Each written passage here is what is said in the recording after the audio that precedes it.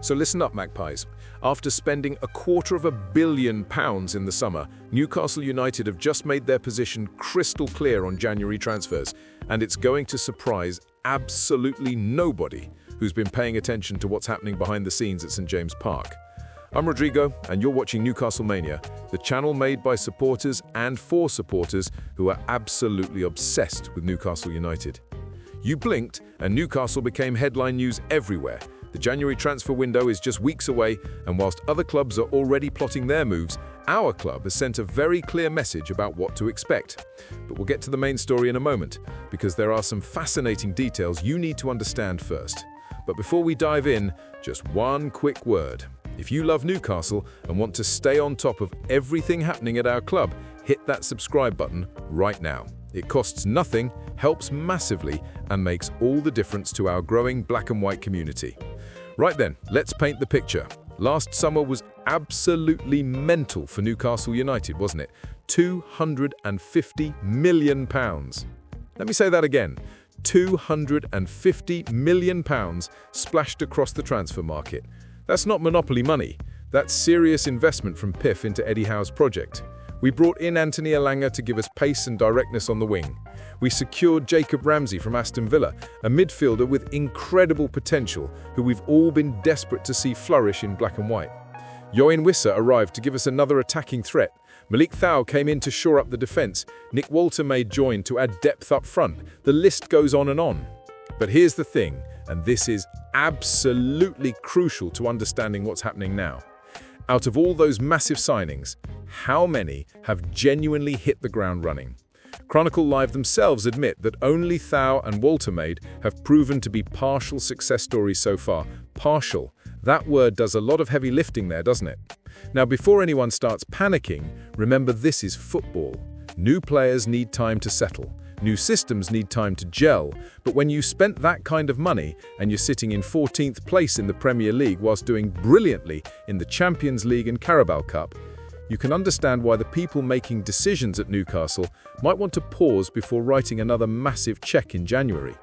So, here we are. January transfer window approaching fast. Social media is buzzing with links, rumours flying around like confetti at a wedding, and naturally, Newcastle United's name keeps popping up. Antoine Semenyo from Bournemouth. He's got a £65 million release clause, and Eddie Howe apparently rates him. Elliot Anderson, our beloved academy product now tearing up at Nottingham Forest? Surely we'd love him back, right? Wrong. Well, not exactly wrong, but here's what Chronicle Live have uncovered, and this is the absolutely crucial bit that tells you everything about Newcastle's January strategy. Despite Eddie Howe being an admirer of Semenyo, Newcastle's name hasn't even appeared on the list of interested clubs since that £65 million release clause became public knowledge. It's going to be a battle between Tottenham and Liverpool for his signature, not us. Why?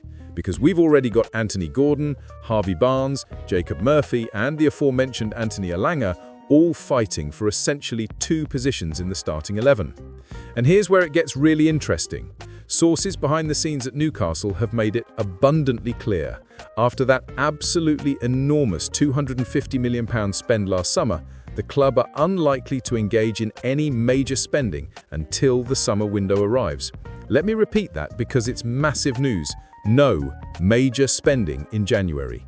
This isn't Eddie Howe being stubborn. This isn't the board being tight-fisted. This is strategic thinking. And honestly, it makes complete sense when you actually stop and think about it properly. Think about it like this, right? You've just spent £250 million on new players. Most of them are still finding their feet. Yoane Wissa is working his way back from a knee injury, and the feeling at the training ground is that he deserves time to properly integrate into the squad and show what he can do when fully fit. Jacob Ramsey hasn't had the extended run in the team that he needs to truly be judged as a success or failure yet. This is a completely new team we're watching every week.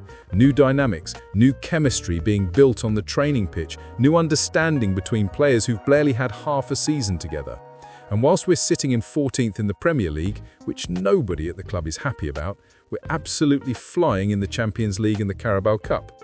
There are green ticks next to those European and domestic cup campaigns, but a red cross next to the league position. The powers that be at Newcastle, the people making these massive financial decisions, they understand something crucial. This team needs time. They need patience. They need the opportunity to gel properly before we start throwing more money at perceived problems. And here's something Eddie Howe said that absolutely sums up Newcastle's position.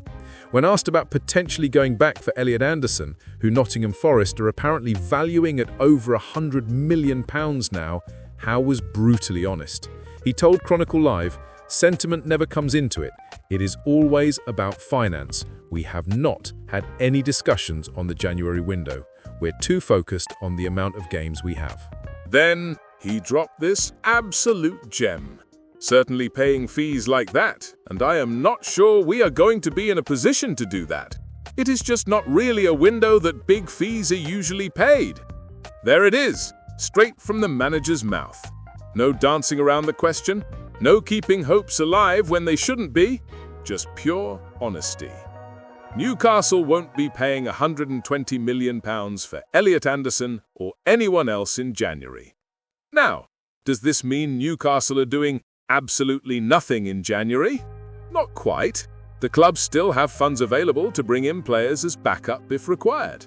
If there's an injury crisis, if there's an unexpected opportunity, if there's a young player who fits the profile perfectly and becomes available at a reasonable price, then yes, Newcastle can and will act. Younger players are being looked at. Some possible deals are apparently already lined up behind the scenes. But we're talking about strategic, smart additions, not panic buyers, not £60 million gambles, not marquee signings to appease supporters on social media. This is Newcastle United in 2025, operating like a proper, well-run football club. We spent massive in the summer because the squad needed strengthening in multiple positions. Now we're giving those investments time to prove their worth before deciding what else might be needed. Compare this to how some other clubs operate. How many times have we seen teams thrown money at problems in January, bringing in expensive players who barely make an impact because they haven't had a proper pre-season? They're joining mid-campaign and they're expected to hit the ground running. It rarely works out well. Newcastle are being sensible. They're being patient. They're backing Eddie Howe and his coaching staff to get the best out of the players already at the club. Yes, we're in 14th place in the league, and that's concerning. But there's an acknowledgement that this is essentially a new team finding its identity. Here's something else to consider. PIF didn't invest in Newcastle United to watch the club make reckless financial decisions. They're here for the long term. They want sustainable success, not short-term fixes that create long-term problems. Financial fair play might not be as restrictive as it once was, but it still exists, and Newcastle have to be smart about how they operate. That £250 million summer spend wasn't just random signings thrown together. It was supposed to be a statement of intent, building a squad capable of competing on multiple fronts.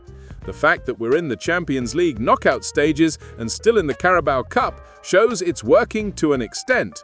The league form needs to improve, absolutely, but knee-jerk reactions in January won't solve underlying issues. Eddie Howe has proven himself to be an excellent manager. He took Newcastle from relegation candidates to Champions League qualifiers. He's earned trust and patience. If he says the squad needs time to gel rather than new signings in January, then the club are right to back his judgment. And let's be honest about something else. How many clubs are actually making major moves in January anyway? It's traditionally a difficult window. Players are settled at their clubs, prices are inflated, and convincing someone to move mid-season is complicated. Howe himself said it. It is just not really a window that big fees are usually paid. So, where does this leave us as Newcastle supporters? Well, if you were expecting a January spending spree to magically fix our league position, you're going to be disappointed. But if you understand that building a genuinely elite football club takes time, patience, and smart decision-making, then this news should actually be reassuring. Newcastle United have made their position clear. The major investment for the 2025-26 season has already happened. January will be about fine-tuning, if necessary, bringing in younger players with potential if the right opportunities arise, but not about panic buying or throwing money at problems. This is a club being run properly. This is a club thinking long-term.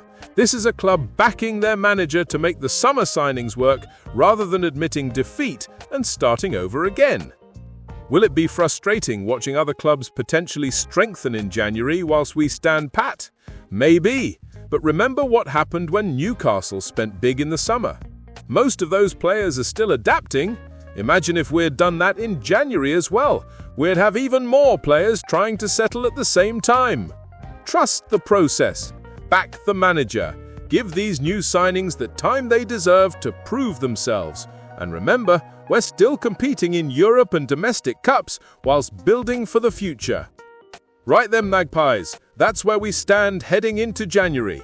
If this video helped you understand what's really happening at Newcastle United, smash that like button and make sure you're subscribed so you never miss an update.